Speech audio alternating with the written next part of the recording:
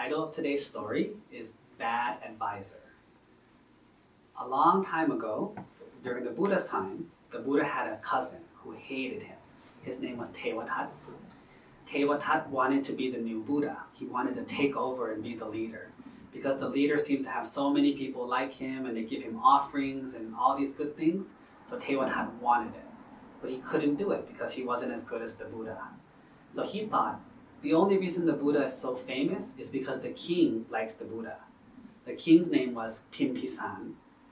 So he said to the king, "Hey king, I'm really good, I'm really smart, I have a lot of good abilities and skills.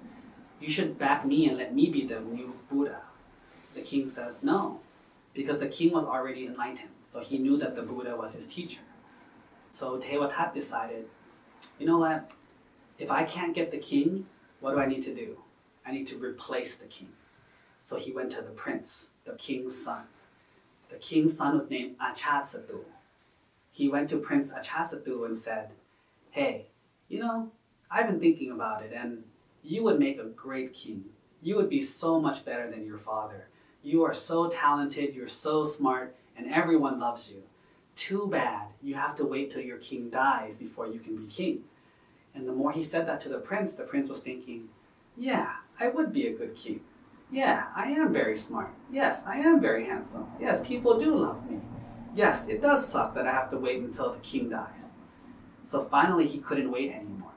So Thevatat told him, well, if you want to be king, all you have to do is kill your father. Because Thevatat had been telling him this for so long and convincing him for so long, in the end, Prince Achatsattu believed him. So he put his dad in jail and took over the kingdom.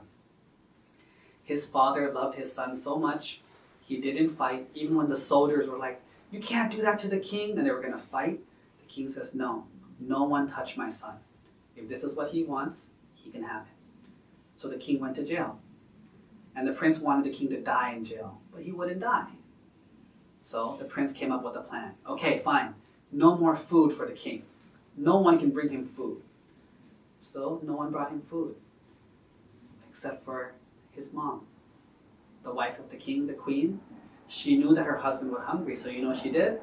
She took all this food and put it in her clothes, and so she went to go visit the king. And when she visited the king, she would give him the food inside the clothes. So finally the prince caught on that, hey, it's been like 2 weeks, the king's not dead yet. How come? He found out that the mom was bringing the food to the dad. So he says, no more food hidden in the clothes. So they made her check her clothes every time she went, so no more food. You know what she did? She put a bunch of curry or different sauces in her hair, and then just had him eat it from her hair. Then later on he found out, no more hair. Then she put oil on her body so he could just lick it off her body. Then no more food. Finally he said, no more, you can't visit him anymore. Well, even though he wasn't eating anymore, he was meditating every day and thinking about the Buddha every day, so he was still happy. You could hear him walking every day. Well, Achatsattu says, this is not working, he's not dying. Well, he's still walking, so maybe we have to stop him from walking. So they took his feet and then they cut his feet so he couldn't walk. After not too long, the king was dying. Now it just so happened that Prince Achatsattu had a wife, and his wife was pregnant at that time. Well, after he cut his father's feet, something weird happened. Prince Achatsattu had a newborn son. Right when he had a son, they brought the son to the prince and said, "Prince, this is your son." Right when he carried his son for the first time, he suddenly felt how much he loved his son, how much he would die for his son, how much he would protect his son, how much he would give his son anything that his son wanted. And when he realized that, is this how my dad feels about me? Is this why my dad didn't send the warriors to kill me? Is this why my dad allowed himself to be put in jail? Is this why my dad had never complained or said anything bad to me? So he felt bad. So then he ran to the prison and was going to say, Dad, get out of here. You're free. I'm not going to do this anymore. But guess what happened? It was too late. The dad died already. And because of that sin, after Prince Achatsattu died, he went to hell for eternity. Because one of the worst sins you can do is kill your parents. Now, what is the reason I tell you this story? Because nowadays, people invite you to get tattoos, invite you to go play games, invite you to run away from home, invite you to have boyfriends and girlfriends, invite you to steal, do drugs, even though your parents tell you not to, even though your parents are paying for it, even though your parents love you. But when you listen to bad friends, when you listen to bad people, what they do is they make you feel like your own family is your enemy.